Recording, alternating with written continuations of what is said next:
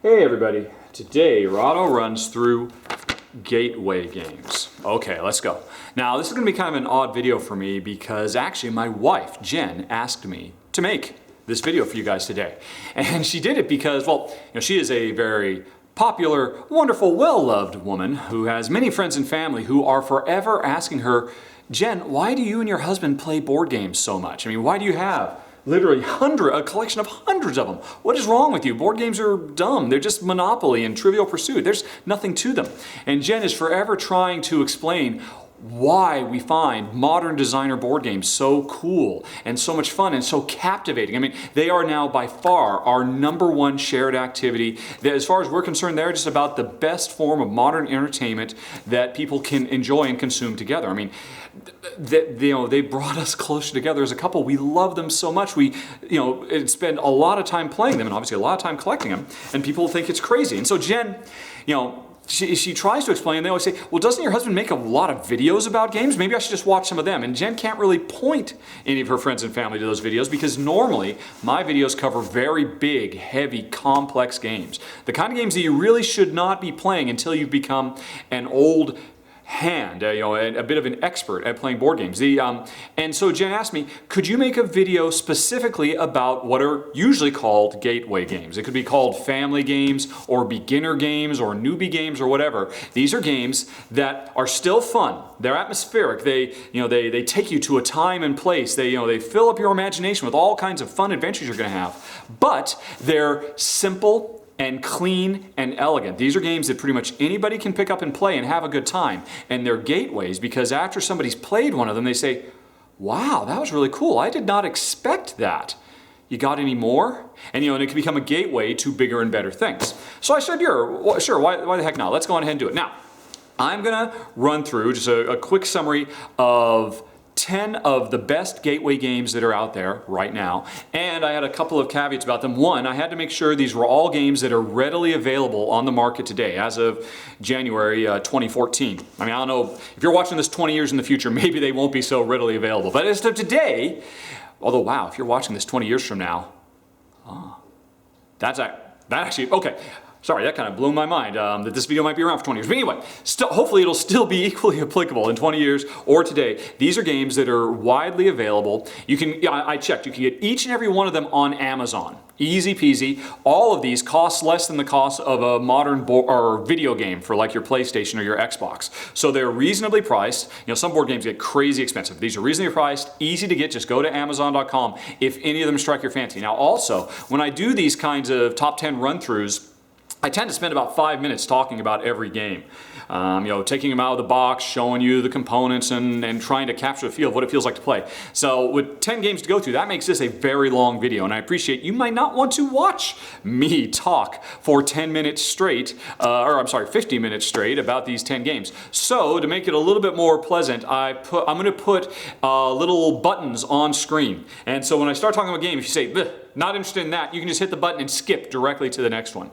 So if you want to watch all 50 minutes or whatever it's going to be, you can, or you can just skip along till one of them kind of catches your fancy, and then you can actually take a look and learn a little bit more about it. So you can, but I'm sorry, you can only see those if you're watching in your browser on your PC or your computer. If you're watching this on an iPad or on a console, sorry, those buttons won't appear. You'll just have to watch all 50 minutes or scrub through it yourself. Let's see, is there anything else? Right, so they're available, they're cheap, Jen and I love them, we think they're great. They also, with the exception of one of these games, they all play really, really well with only 2. That's really important to me and Jen because we play all our games together as a couple. Like I said, it's our #1 couple activity.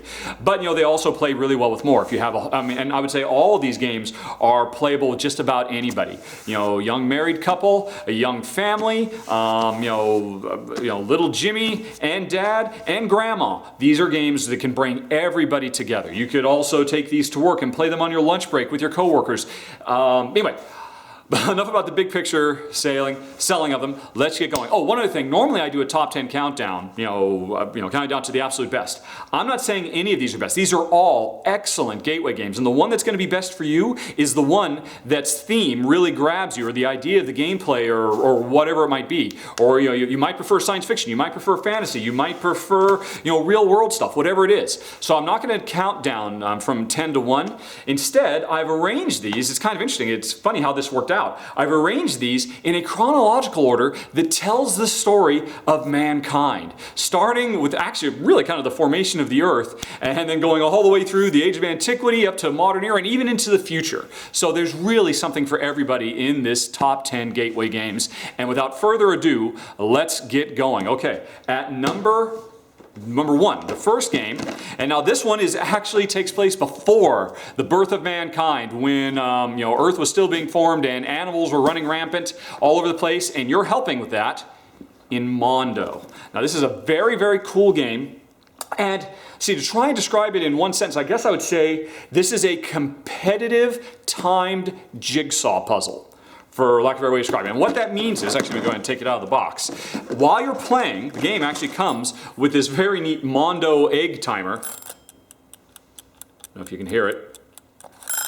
Basically, you can set this for any number of minutes you want. You can set it really fast for a quick, very tense game, or you can give all the players a lot of time, because what players are doing, while this timer counts down, everybody's got access to all these little tiles that have like ocean on one side and maybe some ocean and some plains on another. This one has a volcano. This one has a lizard out in the desert. This one looks like an impala out on the plains. This one has buffalo out on the plains. This one has an orca out in the ocean. And so there's this big pile of tiles on the table in front of everybody, and everybody, while time is running out, is reaching in, grabbing those tiles and trying to build their own little idealized world. And you have to kind of do it in a jigsaw puzzle kind of way. If you put down like say here on the outer side is the ocean, so you could put a piece down like this, and you can see how the ocean comes in. But now you have to put plains over there, so you could put plains next to the ocean. Oops, there we go, next to the ocean. And then if you find another, like you find this little impala, you can put the impala right here next to the plains, and you can see, it's like I said, that's how it's kind of a jigsaw puzzle. All these pieces come together, and by the end of the game, and it's really fast, this game plays really, really quickly, you will have found everybody, here's like the big pile of tiles, everybody racing against the clock is trying to build their own little perfect island full of animals. And the more animals you can find, which means you have to really match the pieces up correctly, the more points you score. This is a fun, fast game that you can play with anybody. I mean, if you've ever done a jigsaw puzzle with somebody, you're already halfway there. This just takes it to the next level by making it competitive and puts in a timer and puts in lots of fun animals. Now, the game has a lot of ways you can play. You can increase the difficulty so that little kids can play with their parents, and everybody has a nice challenge and has a fun time. This is not a game where you as the parent just have to say, well, I'm just playing this for little Billy and little Sue. You can have fun too, because you can change the difficulty for yourself. It's a great, great game, lots of fun. And again, easy to get a hold of. That's the first game of this top 10 games, Mondo. Now, moving on from the origins of the Earth, let's actually get to the origins of man. Let's go to Stone Age. This is the second game I'm talking about. Now, in this game, players take control of a tribe, of a Stone Age tribe of early man. After we've come out of the caves and we've learned how to tame the land, and we're starting to dabble in agriculture, and we're starting to build stone-based tools. And everybody runs their own tribe. And we're all competing to try to advance our tribe's knowledge ahead of everybody else. Now, it gets played on this big board, this big, lovely, colorful board that represents like this kind of tribal area. And there's all these different buildings that you can take your tribe members, because everybody's got all these little pieces that represent their different, we call them cavemen, although they're not really cavemen anymore. So you could send your cavemen over to the tools hut, and that's how they learn how to build tools. You can send them out to work the field so they can harvest food. You can send them up to the hunting ground so they can actually hunt for pelts and meat. You can send them to the forest to basically chop down trees so they can build more buildings. You can send them to do all these different things. And what happens is, when you send your little tribe of cavemen out, you roll dice to find out exactly how well they do. The game comes with all these neat little wooden dice. And so you might send a whole bunch of cavemen out to go a really big hunt, because you need a lot of food, because you have to feed your tribe. If you don't keep your tribe fed, you'll start losing points. Whereas if you can keep them fed, and you can build up a bigger and stronger society, with more breakthroughs in early technology, like learning how to fish and making adobe huts and all these various things, you can earn more and more points. But you're always having to be careful about keeping your family or your tribe fed. And so, when you go out to collect resources, you roll some dice and find out how many resources you actually got. So there's always this kind of push your luck. You know, okay, we need 3 wood to be able to build this hut, and we've only got 1. Should I only send, if I only send 1 worker out there, that means I'll get to roll 1 die. And chances are I'll get all the wood I need, but should I send 2 just to be on the safe side? So it's actually a lot of fun. This is another great game that anybody can play together. And the subject matter I think is really interesting and attractive to just about anybody. Building the early stages of human society, built right there in front of you with lots of dice rolling and lots of fun family competition. That's Stone Age. Now, let us continue to move forward in time to the Age of Antiquities, or more specifically, to roll through the ages, the Bronze Age. We've moved from the Stone Age now to the Bronze Age. And this is another game, much like Stone Age, that relies a lot on dice rolling to get its gameplay. Now, this is a very, very cool game where each player takes on some ancient Age of Antiquity society, like the Mesopotamians or the Egyptians or what have you.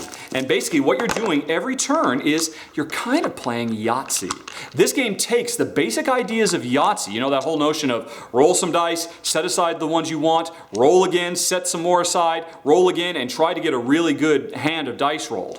And if you can get all of one type, you get a Yahtzee. I mean, everybody's probably familiar with Yahtzee. This takes that idea in a totally new direction. And it starts with these dice you've got. These are not your ordinary Yahtzee dice. As you can see, if I look at any one of them, they've got like population. This means if you roll this, this isn't the equivalent of a 1 or a 2 or 3. This means you increase the population size of your ancient society. Or you might roll this and get a lot of food to feed your people. Or you might roll this and it's your choice. Do you want to take food or population? You might roll this and get valuable resources that can basically count as money. You can get this for goods. Or, and this is the bad one, you might get the skull and crossbones, which means catastrophe. This could be a drought, or it could be all sorts of calamities. And so every turn you've got all these dice and you're rolling them and you're trying to achieve certain things, because the game also comes, there we go, with this big pad that you can use to track how your game's played. Everybody gets one of these pages and a pencil, and as they're rolling, they're trying to collect resources that let them build the ancient wonders of the world, all these temples and obelisks and walls and stuff. Or maybe they'll spend the dice that they get to develop new things like medicine or irrigation. Because if you have irrigation, you never have to worry about a drought. You don't have to worry about rolling those. But maybe you want to spend the money you've gotten on leadership, because that lets you re-roll a die because you have really strong leaders. If you get a bad roll, you can re-roll them.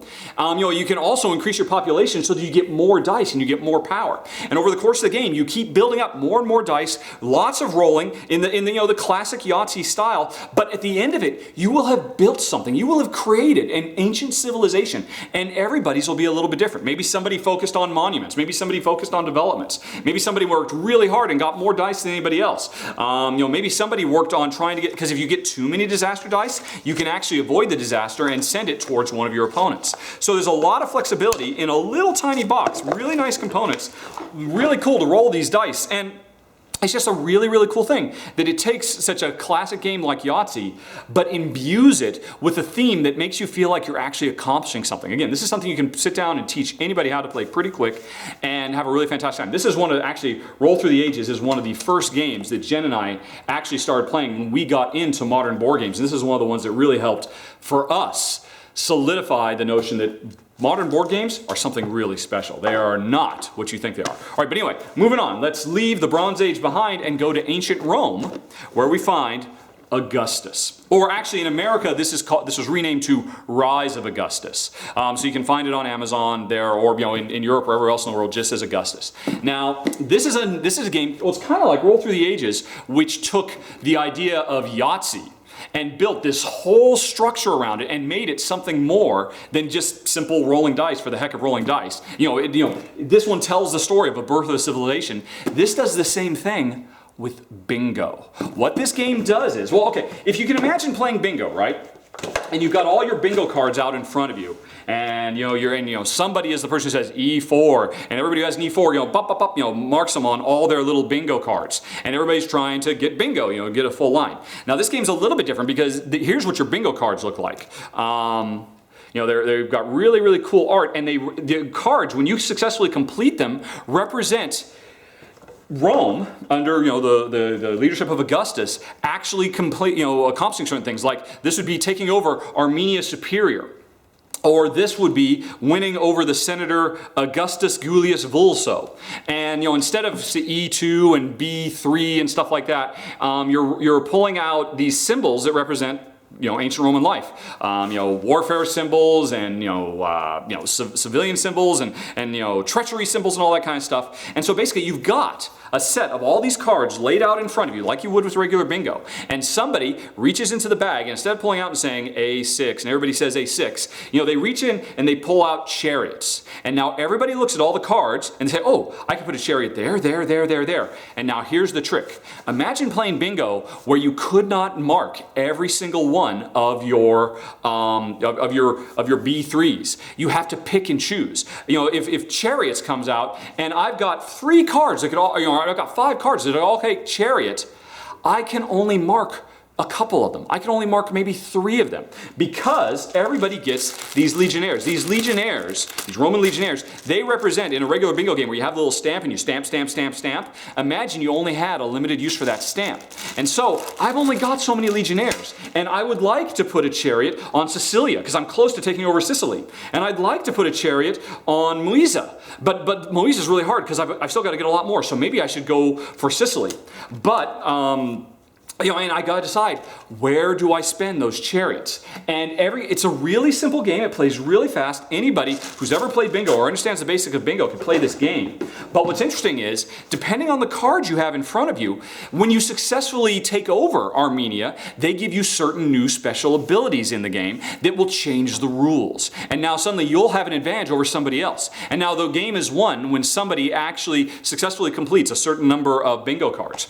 But every time you're going to play, it's going to be very, very different because you get a different set of cards you're trying to fill out, and every opponent does too, and they give you different special abilities. And but still, at its heart, it's all about that anticipation. As somebody reaches into the bag and pulls out the thing you're hoping for, and it's right, it's the exact thing you needed to finish your card. And instead of shouting out "bingo," you shout out "Ave Caesar!" All hail Caesar. And it's we've actually played this with several family members, and they're blown away. They think bingo. Well, why would I want to play that? But after you're done playing Augustus, you are really impressed just how far the basic game mechanisms of bingo can be pushed towards a cool, fun, atmospheric game that anybody could play. So anyway, that was in ancient Rome. Continuing on, there's Augustus. Now let's leave Rome behind and move forward to the Middle Ages.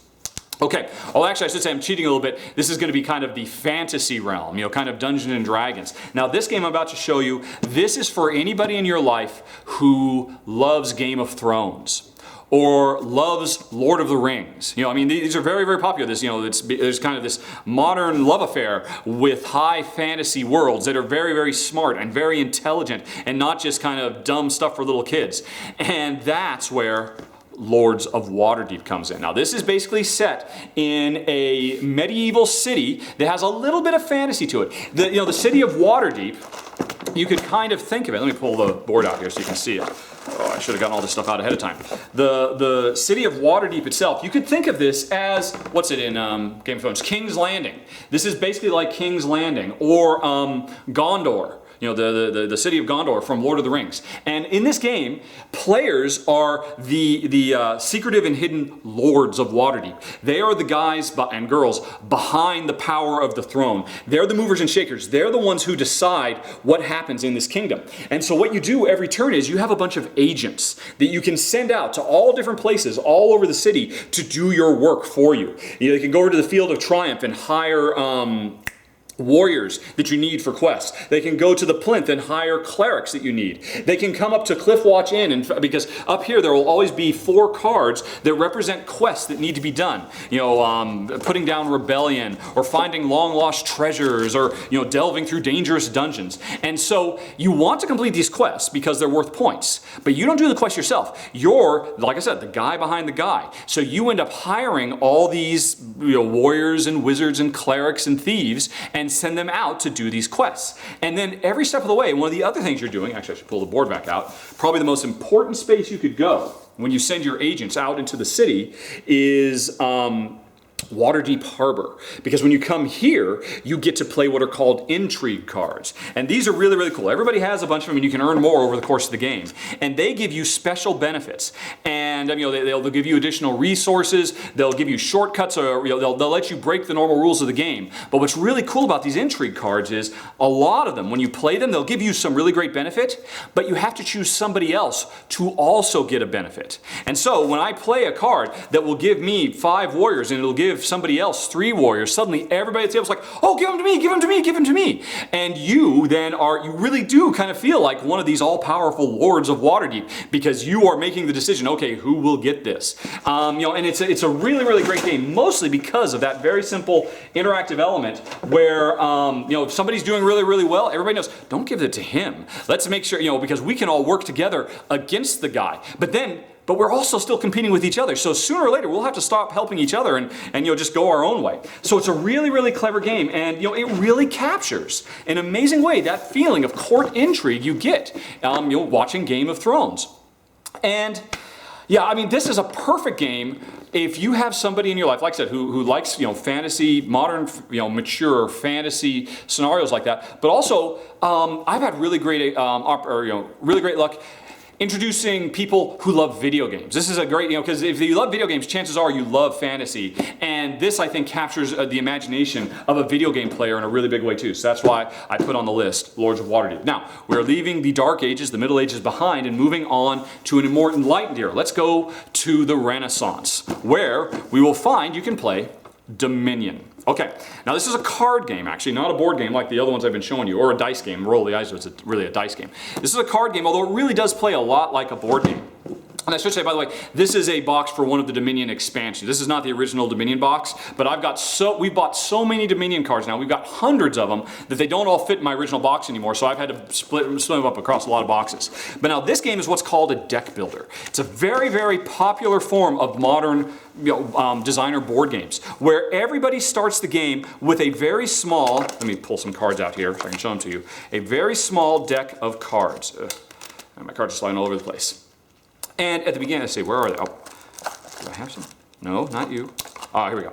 Now, at the beginning of the game, all the cards in your hand are either land cards or money cards. So you have a bunch of cards in your hand that might be worth money, and you have a lot of cards in your hand that represent all the estates you own.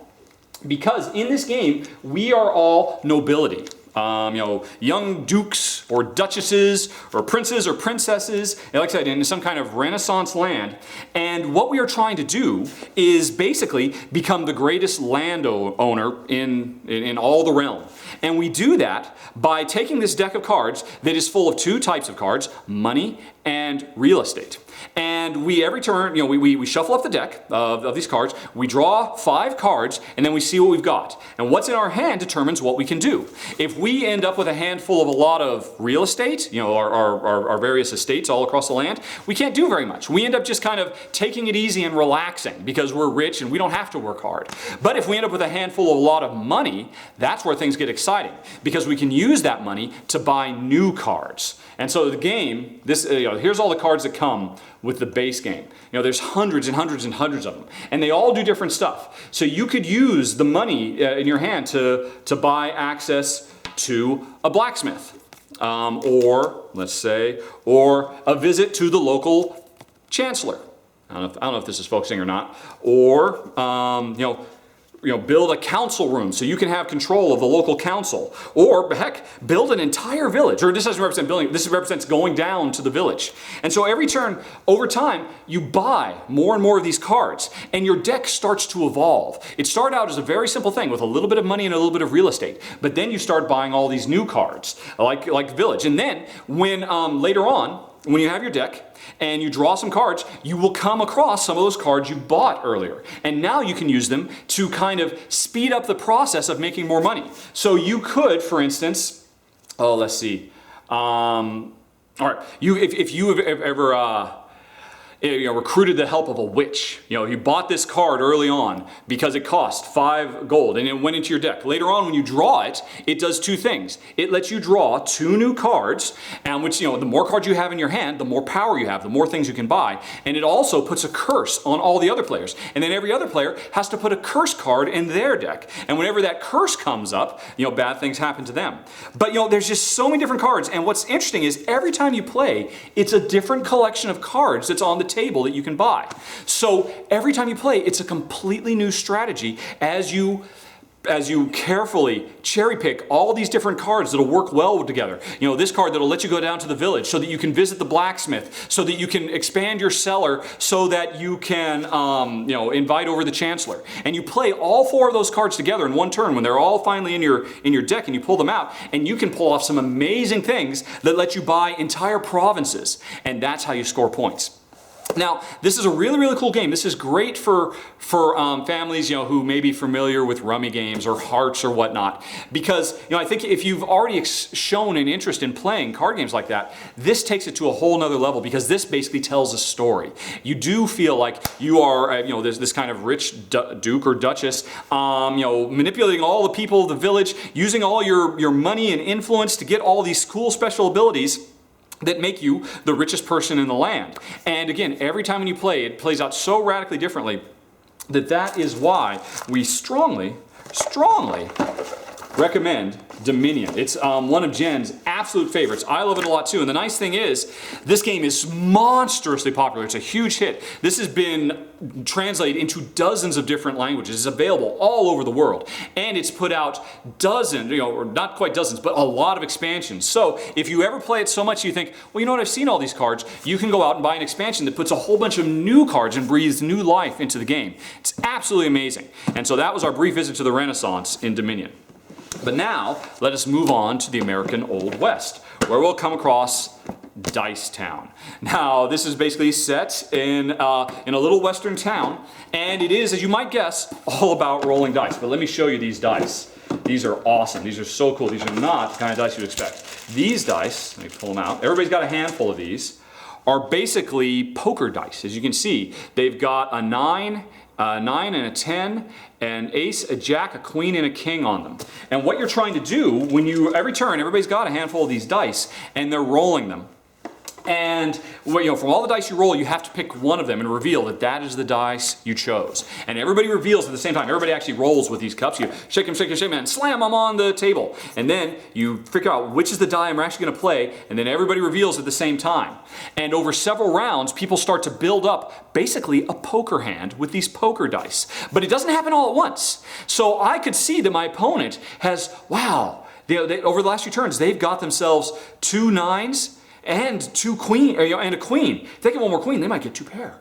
Am I going to be able to beat 2 pair? Well, I'm actually working on a full house right now, but I might not be able to beat 2 pair. Maybe I should pull back and go for 3 of a kind. Every time you roll the dice. But after everybody gets their full hand of dice done, that's when they come to the town, to the old dice town, where depending on how well they did, they get to visit these different buildings. So whoever has the most 9s gets to go to the mine and get some gold. Whoever has the most queens gets to go to the saloon and basically get to draw all these. Which one's the saloon one?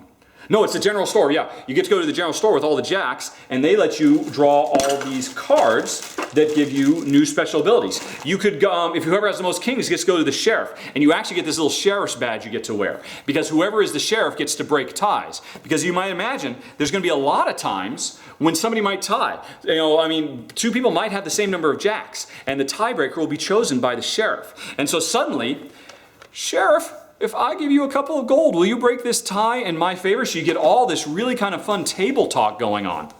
And it's just very physically fun to, shake it, roll, and, slam it down, reveal the die, and all the tension of, are they going to get that full house? Oh my gosh, they're going for a full house. If they get that, they won't be able to beat them. How many, okay, I think I've got more queens than anybody else. I'm going to focus on queens. You just get really kind of caught up. Now, this is the one game of all the games I'm talking about here that in all honesty does not really play, it's okay with only 2 players. Jen and I, we kind of enjoy playing just by ourselves. All these other games play great with only 2 players, but Dice Town really to come alive needs 3 or more. But if you have 3 or more players, and again, this is another great family game. We have actually successfully played this with moms and dads and little kids. You know, and you know, they after it's done say, "Oh my God, that was amazing! That's so much better than the games we play." Because you know they play Monopoly, and you know, and that's why Dice Town is an excellent gateway. I mean, you introduce it to your family, everybody's gonna be playing this, having a great time, rolling those really cool poker dice. You know, trying to get a full house or 4 of a kind or whatever it might be. Lots of fun. Okay, but anyway, now we're going to leave the American West behind and move forward into the 20th century, shall we? Let's come up to World War II and D-Day dice. Okay, now this is basically another heavily focused dice game. That's actually the 3rd one I've done, isn't it? Between Roll Through the Ages and Dice Town and now this. And now, like Roll Through the Ages, remember I talked about that one earlier. This is a game that basically reimagines Yahtzee as a game where you build ancient civilizations in a competitive manner, trying to get all kinds of technological advancements and whatnot. Now D-Day Dice does the same thing. It takes that same basic mechanism of Yahtzee, roll some dice, set some aside, roll some more, set some aside, try to get the right hand. But well, it does something very different. And actually, this game and the other 2 I'm going to show, the final 3 games I'm showing, do something very cool.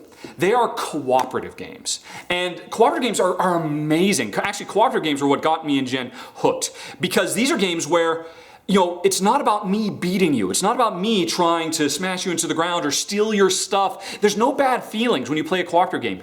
Everybody at the table is working together as a team trying to beat the game and the rules that the game creates. And so it's an amazing feeling. Everybody's sitting down at a table, all working together to try and solve a problem of how they can beat whatever the big catastrophe or calamity or whatever it might be that's in front of them, and working together. And everybody has special abilities, and everybody brings an idea to the table. And this is the first one I'm talking about, but the next 2 will be cooperative as well. D-Day Dice does that in World War II. So let me open it up and show it to you. Now, basically, this replicates D-Day on a whole bunch of different, very simple, kind of little abstract boards that represent different actual authentic historical missions of D-Day. And it starts with Omaha Beach, but it actually lets you work your way up through several different storm the beach scenarios. And what you're doing every turn, everybody has a handful, where are they, of these D-Day dice. Let me pull one of them out to show you. Because again, like the other ones I've shown you, they're not regular dice. These D-Day dice, you have a handful, you roll some, you take some aside, you do the Yahtzee thing, and they do a bunch of stuff. At the beginning of when you're storming a beach, you're a very small unit. You have maybe just 3 or 4 guys just fresh off the boat, and you have to make it all the way up, storm the beachhead and make it all the way up to the top and take out the enemy bunker. And so you roll some dice, and what the dice give you can make or break you.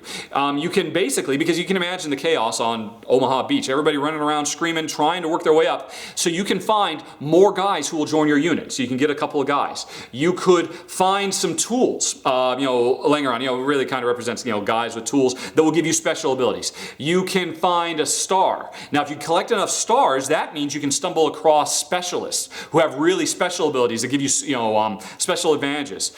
You can find valor, or I think this is bravery, because you need to have a certain amount of bravery to be able to move forward. As you can see, if you're in this little sector right here, to be able to move forward up to this sector or this sector, you need to have 3 bravery. So when you're in this sector and you're rolling, you've got to be saving up the bravery points so you'll be able to move forward and storm ahead.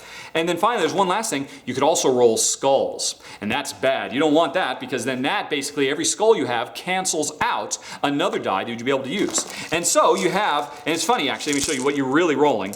Everybody has 2 red, 2 white, and 2 blue dice. And they're all the same, they're just different colors. And so you're rolling these 6 dice. And what you're really trying to do is, this turn you might need to be getting a lot of troops, because you're about to move into an area that's covered by a machine gun nest, and it's really going to mow them down.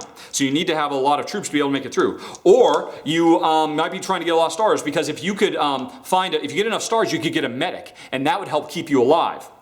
Or you're trying to get enough bravery because you just need to move forward. And if you get enough bravery, you can earn an award, which gives you really special abilities.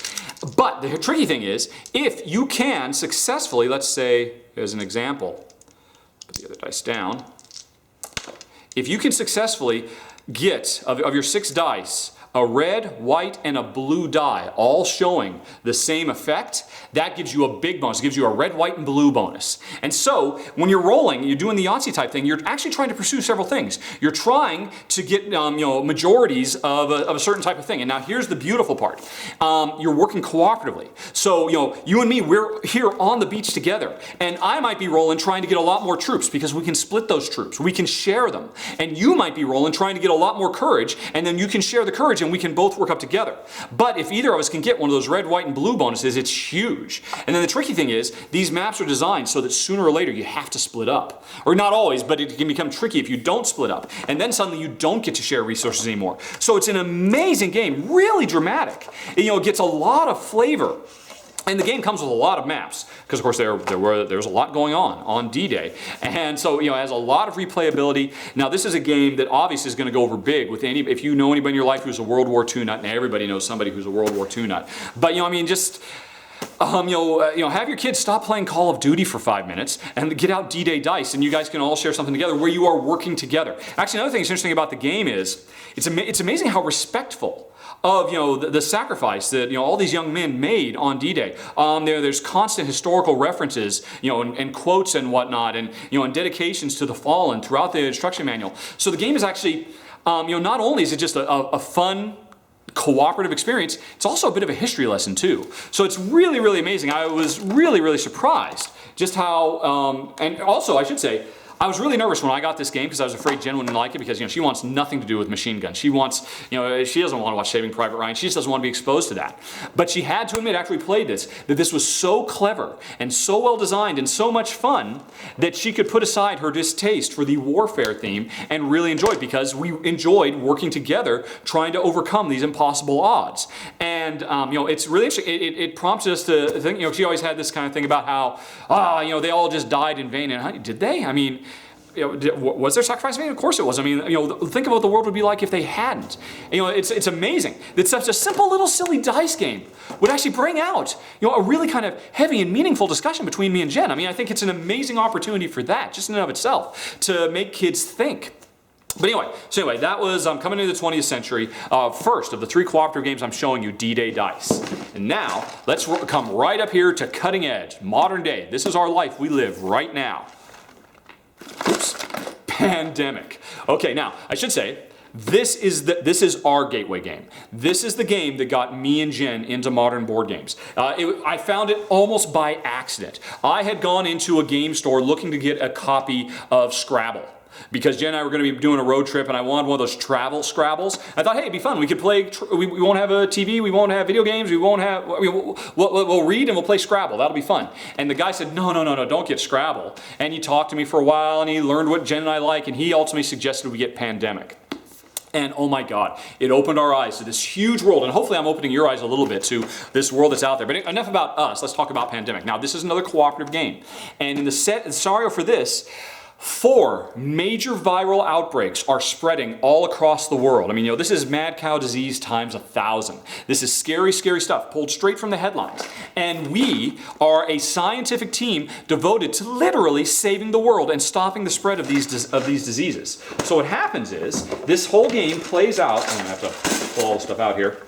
This whole game plays out over a map of the world. And you can see all these cities all over the world. Cairo. Heck, this is a really great geography lesson too. Jen and I now know where Riyadh is and Mumbai. I mean, we wouldn't necessarily know, but because Riyadh and Mumbai and Istanbul and Lima and all these places around the board, these are all potential cities where an outbreak could occur. And the outbreaks happen because we have this deck of cards that represent all these cities. And every turn we draw some cards, and that means, Lima and Istanbul. We put these little disease cubes on the city to indicate that one of the diseases has broken out there or is spreading. And if too much disease breaks out and spreads from Paris, it can actually explode and branch out to all the other cities nearby. And so there's this huge amount of pressure on us. We're just a small team of scientists, and we are jet setting all over the world, flying from hotspot to hotspot all over the city, trying to fight the spread of this disease. And while we're doing that, we are also working trying to find a cure for the disease. We really have to split our attentions between these two things: stopping the spread, because if it goes out of hand, you know, there are all these epidemics explode, and if the world gets too overrun with disease, it's curtains. So we have to keep that under control, but we also have to find time to actually get samples of the diseases and take them back to one of our various, we can build labs all over the world, and we can take them back to our labs, and if we find enough of the right type of card, we can actually turn those cards in for a cure. And then once we've cured one of the 4 diseases, well, you know, it can still spread, but if after the cure has been found, if we can go to every place on the world where that disease is currently, and you know, get rid of the cubes that represents the disease in a city, once we've done that, we can eradicate it. And basically, you can win. All you got to do to win is find the 4 diseases. But once you start curing the diseases, you also want to spend some time trying to eradicate some, because the diseases are still dangerous. They're still spreading until they've been completely eradicated. So there's like this 3-step process. But while you're doing all of that, there is also a countdown timer, 2 countdown timers.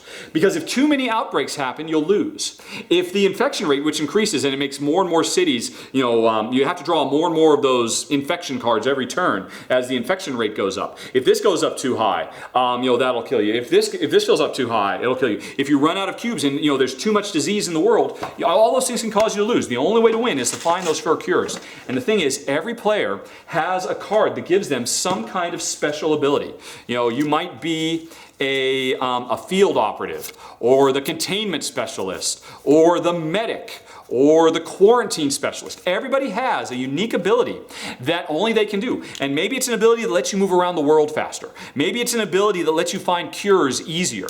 And so if that's the case, if you're the one, you know, who can find cures, because you're the lab technician, everybody needs to be finding all the pieces of the cure and getting it to you so you can take it to the lab and find the cure, because you're the best at it. But that means you have to coordinate your travel, so everybody has to, right, okay, you and me, let's meet in Santiago you know, next week, and I'll give you this piece, and then with that you could then make it over to Atlanta and find the cure, and we'll solve the blue disease. Hooray!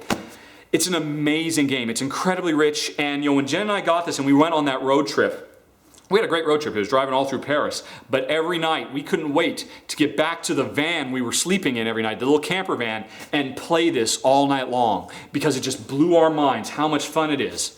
So anyway, that's Pandemic. And I should say, Pandemic, of all these games I've mentioned, is probably the most complex one.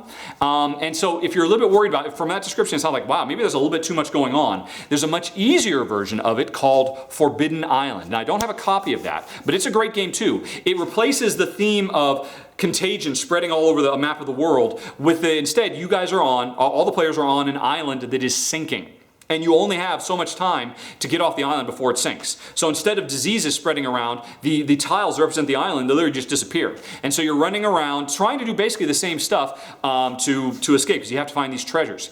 It's a much more family-friendly game. You could play this. I've had great success introducing this to very, very young children. Everybody loves it. It's very colorful. It's very pretty. So if the gameplay I described of Pandemic sounds good to you, but you might think, oh, maybe that's a little bit too much to bite off, look for Forbidden Island instead. All right, anyway, both those are our modern gateway games, and now we are going to jump into the future for the last game I'm going to be mentioning today. It's another co-op like these other ones. And man, I cannot say how great cooperative gameplay is. It's just so amazing to have that shared experience at the table where everybody pulls together and solves the problem together. It's just an amazing feeling.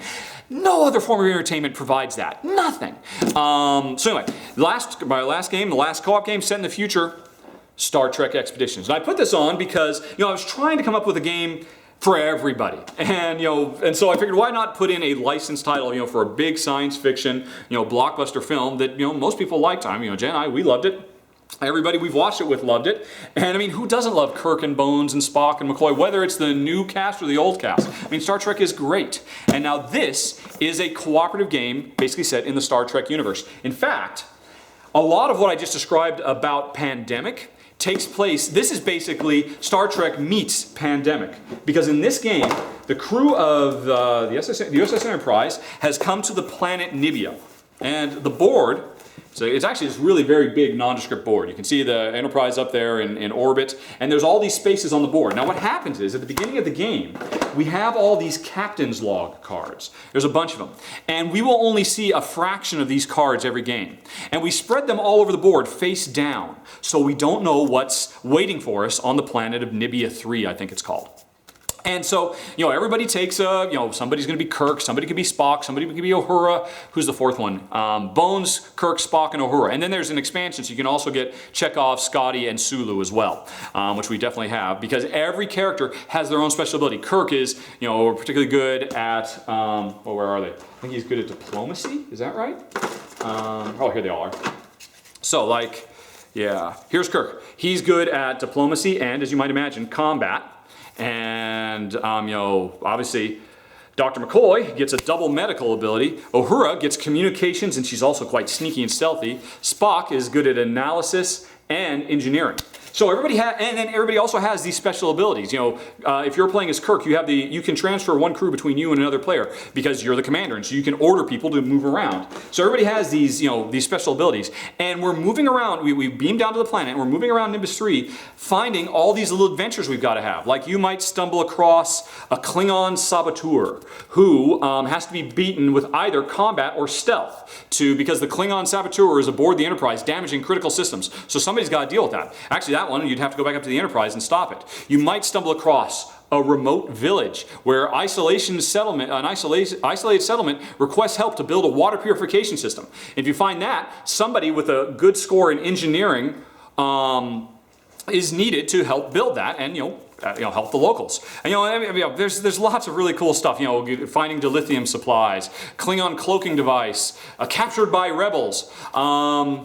Nibian leprosy. If you're the one who stumbles across this, you get stuck here because you've been struck by this Nibian disease, and somebody has to come save you. Somebody like McCoy or somebody, or if not McCoy, you can get you can get crew cards, because you have a crew full of cards, and so even if McCoy is not available, somebody else can bring some nurses and whatnot, or some other doctors down to cure you, and until that happens, you can't get away. And that might be a problem because it might be Kirk who was struck with the Nibian leprosy, but Kirk, because of his really strong diplomatic skills, is needed nearby to go and talk to the president's wife, because the president's wife makes amorous advances towards an Enterprise crew member. And now that's obviously a situation for Kirk, but he's stuck, laid up in bed with Nubian leprosy. So McCoy has to get down there to help Kirk. But McCoy is up on the Enterprise dealing with the fact that while all this stuff is going on and you're searching the plan, you're dealing with all these adventures, up in orbit, the Enterprise is locked in a battle with this Klingon cruiser. And so McCoy might have to be standing in as acting captain, helping fight off the Klingon. So he can't make it down there. And so suddenly Kirk is trapped. And so you get all these really interesting, very Trekkie type situations. Really strong story moments, but you're working together. Because it's up to you as a team to decide, right, well, what, I'm really good at engineering, and if I were to get down there and build that water filtration system, our reward would actually be this ancient alien artifact that could actually cure the disease that Kirk has. And so the whole game becomes kind of this puzzle that lays out in front of you and expands as this little Star Trek science fiction story, and you guys have to puzzle out together how to solve the problem and how to save the day. And that is why Star Trek Expeditions is a great, great game. We actually really like it a lot. And again, like every other game I've talked about, all 10 games, you can get this on Amazon right now for a perfectly reasonable price. And again, if you are looking for a game where you can work with others and solve problems, and and sometimes the problems can be really pretty obvious what the solution is, sometimes it's really complex. Sometimes you can't solve the problem. Sometimes things just don't go away and you take a hit and then you're suffering from some kind of problem and then you have to solve the next problem. But anyway, that was Star Trek Expedition. Okay, so anyway, if you've made it this long, thanks for watching, folks. Hope this has been of some use. I mean, like I said, I mostly made this video for Jen, for her friends and family, so she can send a link to them on YouTube so they can watch this. So if you've made it all the way through here, thanks for watching. Now, I'm going to go ahead and put all 10 games here again. So they're all on screen. And now I've actually done long videos, full videos of a couple of these games, just a few. And so you see some of these boxes look a little bit different. If you want, you can click on those and actually go to a video where I spend quite a bit of time going into a lot of detail. I just did a quickie 5-minute summary of these games. If you want to know more, you can follow those links. But again, all I can say in closing is, any one of these games, if any of them struck your fancy because of the setting, or because, heck, maybe you just have really fond memories of playing Yahtzee as a kid and you're like, I love Yahtzee and I love World War II. Why wouldn't you get D-Day dice? Or like I said, somebody who loves Game of Thrones or Star Trek, or you just want to have a really great fun family time rolling dice and shouting and whatever it might be. There's something in all 10 of these games. They are all available right now, and give one of them a try. If you have any questions, by all means post wherever it is you saw this video. I'd be more than, I always answer every question that's asked. And by the way, these are just a small sampling. There are so many wonderful, amazing Gateway games out there. These are I just kind of like these 10 because one, I had them all at the ready so I could show them to you and show you the components, and I like the little story of kind of going through the history of mankind from the origins up to the future. But there are so many more. I mean, there's Ticket to Ride and oh gosh, I could just, there's a million of them out there. Some of them are also very easy to get. Some are very rare and hard to get. Hanabi, the Great Heartland Hauling Company, Coney Island, Carcassonne. There are so many. If none of these caught your eye, again, go ahead and send me a note. We'll talk about finding one that is of interest to you and the people that you would play this game with. But anyway, I'm just going to leave it at that, and thanks for watching. And hopefully this was of some value. And otherwise, I guess I'll talk to you later. This is Rahdo signing out, or, well, if you're a friend of Jen's or a family of Jen's, this is Duck, because not everybody knows that everybody from Jen's side of the family calls me Duck. So for all of you, this is Duck. For everybody else, this is Rahdo signing out. Thanks for watching, everybody. Have a good day. Talk to you later. Bye-bye.